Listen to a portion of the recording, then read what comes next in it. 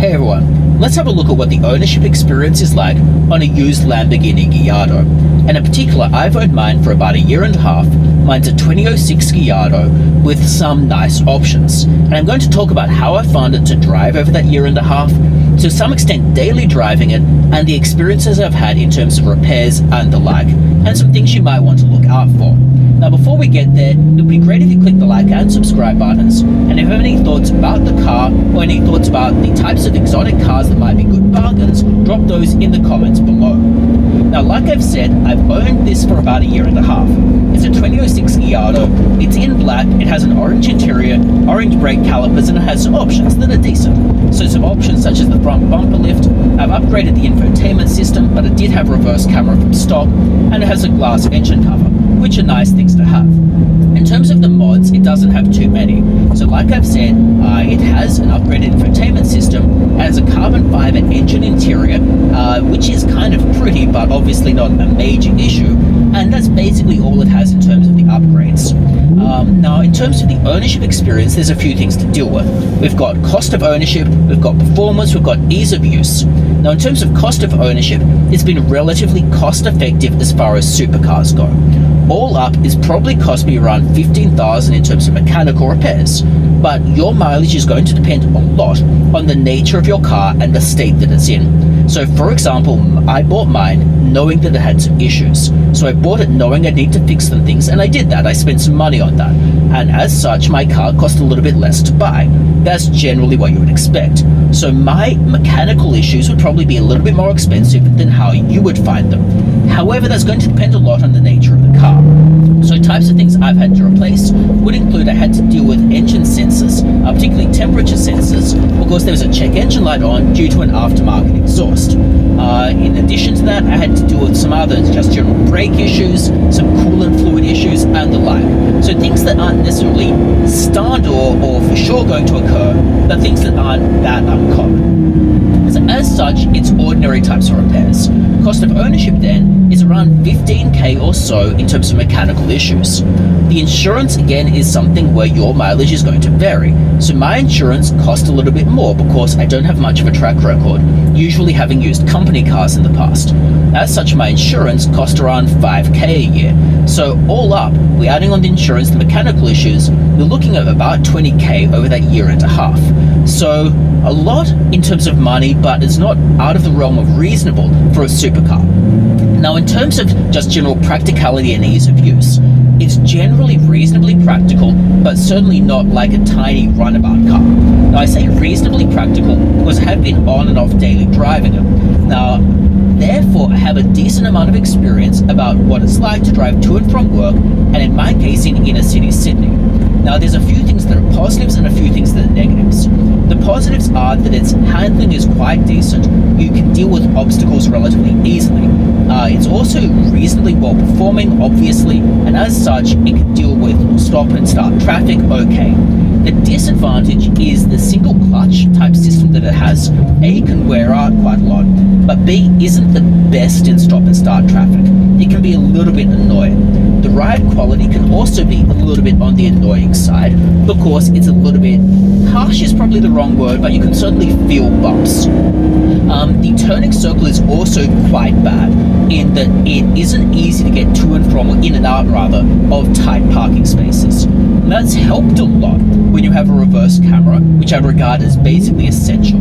It's helped a lot when you have the front bumper lift, which I'd regard as essential, particularly when you're dealing with slopes to get in and out of parking spots. It has also electronically controlled rear view mirrors, or side mirrors rather, which again is effectively essential because you're going to need to be able to put those in order to get in and out of parking spots. So overall, it's not the most practical car in the world, but it's not the worst. In terms of transport and storage, again, not the most practical and not terrible. And you can't fit much into the front trunk, but it's not awful. You can't fit much onto the back shelf, but again, not awful. The way I'd phrase it is you can fit briefcases in there, but you're not going to be able to fit like overnight bags to go on a road trip. It would have to be a really tiny overnight bag, and it would have to be a soft bag. You're not really going to fit a rollerboard on there.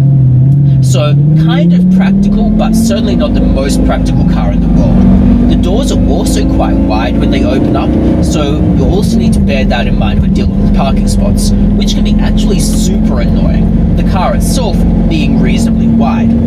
Now, in terms of attention that it attracts, it does attract attention. I've barely had any negative experiences though. Some people are really positive about the car. Very few people have been critical or said anything nasty. There has been one vandalism issue. The one person removed kind of a plastic grid from the back of the car, which was really, really weird. I have no idea why. It was removed basically very cleanly. There was no other damage, so it was very strange, the situation. But that was the only vandalism and negative experience I've had throughout the whole course. Now, I hadn't factored that into the cost of ownership, but it cost me around $600 to replace. So again, not the end of the world when it comes to it. But if they vandalize something more significant like a rear view mirror or side mirrors, or they scratch it, that will obviously cost a lot more. I haven't had any other issues along those natures though. In terms of things kind of wearing out, which is again another factor featuring into practicality, things will wear out. So some of the plastic can scratch and look a little bit dated, and the plastic surface can peel off, which is actually annoying. The leather can also look quite worn, particularly on mine's an '06 Gallardo, so it's about 14 years old, so the leather can start to look worn. Now, again, that's not the end of the world. You can recondition it in some cases. Some of the plastic components are actually not that expensive to replace. So some of the switch panels are about £400. Again, not the end of the world. In terms of the doors, you can replace some of the worn leather with, say, carbon fiber. And you can do aftermarket parts here that aren't the end of the world in terms of expense. I'd encourage you to get a mechanic to replace them, but again, not the end of the world. Alright, so that's just general wear and tear and practicality. Now, the next issue is performance and basically fun driving it, so the fun factor. It is an incredibly fun car to drive, even around inner city Sydney. Now, I've sort of driven on highways, of course, because I need to get to and from places. It's super fun to drive on those highways. It's quite a well-performing car, which is unsurprising. Now, it accelerates fast. It handles reasonably well at speed. It's particularly good accelerating from like a rolling start. The only downside here is being the single clutch old school type transmission. It's kind of annoying to go from a complete standstill. You can try to launch it, but I'd really encourage you to not do so because it's going to kill your clutch. The other downside there is sometimes on hills, if you don't really know what you're doing or you're not used to it, then it can kind of roll backwards on hills, which is really, really annoying near cyclists, because cyclists tend to come up on your rear bumper and they don't kind of realize that it's not safe. So that can be a really annoying thing. That fun factor has been incredibly high. I really enjoy driving the car, even if it's less practical and even if it shakes a bit over bumps. I find the car incredibly enjoyable just driving around even in inner city traffic. So hence why I'm driving around inner city Sydney at the moment, because I enjoy driving the car. I definitely encourage you to consider one for that reason alone. Now, in terms of actual handling in the inner city, I can't really comment about how fast is the car or what's it like on a track. I've never tracked the car. You'll generally want to avoid buying a car that has been tracked, because something could easily be broken. So basically, I've never done it. I've never really pushed the car, but you can kind of tell there's a lot of power that's untapped, which I found to be quite fun just driving around. My siblings have found it enjoyable, my parents have found it enjoyable, so I like the car a lot just driving around. Fun factor is super high. Now, in terms of cool factor, again, reasonably high. Like I said, it attracts a lot of positive attention. One thing you want to watch out for is aftermarket exhausts. They come in different qualities, to be totally honest. Mine has an aftermarket exhaust that I think sounds really nice. However, you can get aftermarket exhausts that just sound nasty. Just basically this loud noise that isn't melodic, it isn't nice. You want to watch out for that. So, in terms of cool factor, it's really high. People always look at the car, they admire the car, it looks nice, and I've never had any negative reactions. I hear anecdotally that out of the cities, some people respond negatively, and some people are a little bit more painful around it, but I've never personally had that experience. Now, in terms of resale is another thing that often comes up as a concern, because are these things going to sell for a decent amount? Now, what I've personally found is the price generally stagnates, and you'll get roughly what you paid for it after a year and a half, less a little bit. The cars do depreciate, everything depreciates, but they don't depreciate like they're dropping off the edge of a cliff. You're not going to lose like 50k in a year unless you have something terrible go wrong. So as such, the depreciation is fine, and therefore value for money is quite reasonable, assuming yours is decent quality. So I wouldn't have any concerns there. So in terms of value for money, they're quite okay in that respect, and I would expect that to be relatively similar.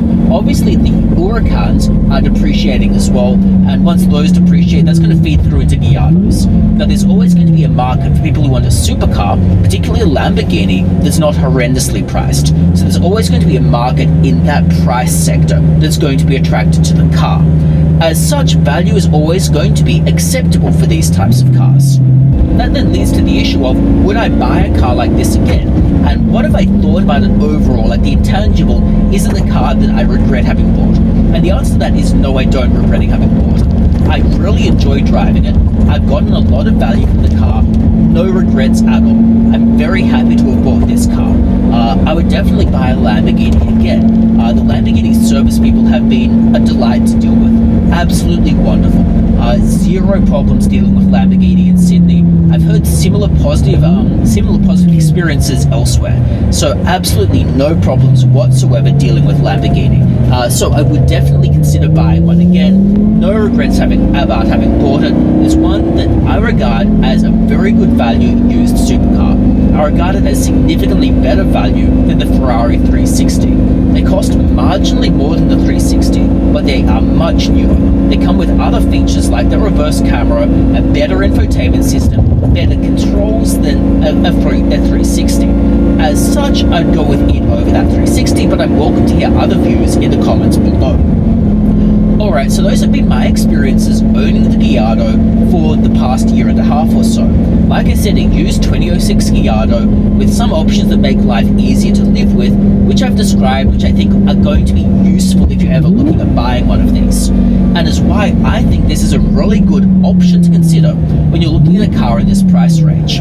I'd also significantly prefer this over a newer AMG GT, and definitely prefer it over an 8 Series, a new 8 Series. This is definitely better value to my mind than a new 8 Series, a new AMG GT, or anything along those lines. Absolutely better value, and I definitely go with this over that. So I hope this video has been useful or informative to you. If it has, it would be great if you click the like and subscribe buttons. And if you have any thoughts about the Gallardo or other options that could be great supercars to buy, drop those in the comments below. So thanks once again, and I hope to see you next time. Bye.